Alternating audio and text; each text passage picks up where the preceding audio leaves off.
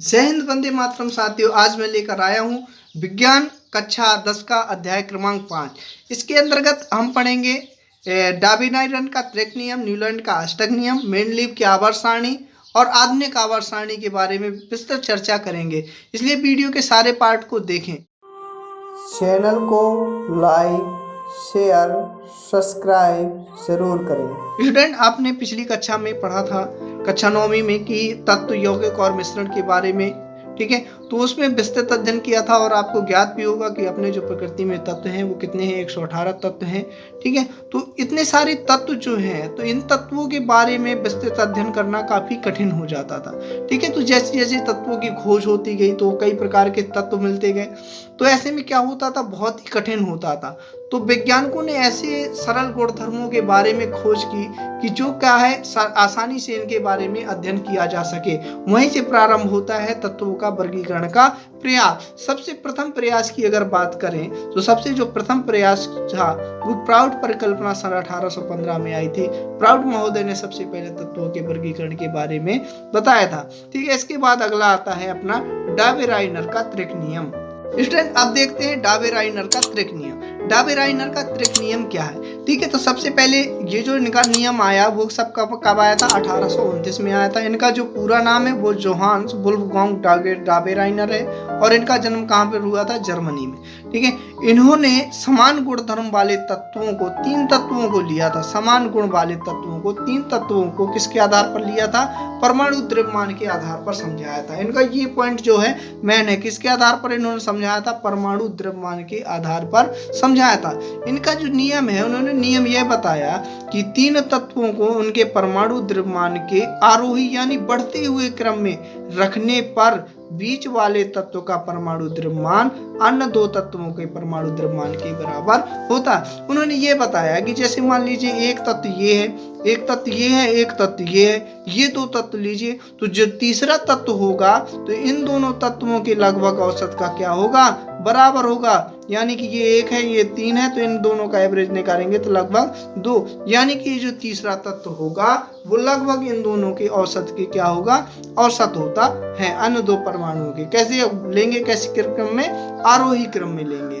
देखते हैं एग्जाम्पल के माध्यम से। देखते हैं, उन्होंने कुछ इस प्रकार से 3 तत्व लिए, जैसे लिथियम है, ठीक है, सोडियम है और पोटेशियम है। इन 3 तत्वों को लिया और इनका जो परमाणु द्रव्यमान है, इनको परमाणु द्रव्यमान को लिया।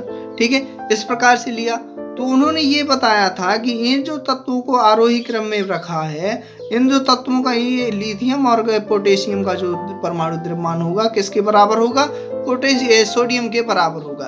देखते हैं इसको हल करके। तो औसत तो आपको ज्ञात होगा कि औसत बराबर क्या होता है? कुल पदों का योगफल बटे कुल पदों की संख्या।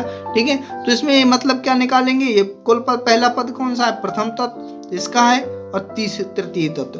प्रथम और तृतीय का क्या होगा? लगभग औसत होगा, तो बटे में 2 कर दिया।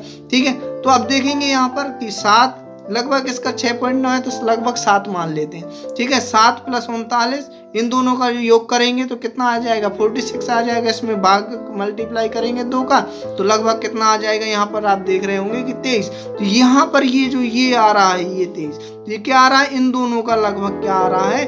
औसत आ रहा है। यही इन्होंने बताया था। ठीक है, इसी प्रकार से अगला आप देखते हैं। अगला त्रिक इन्होंने बताया।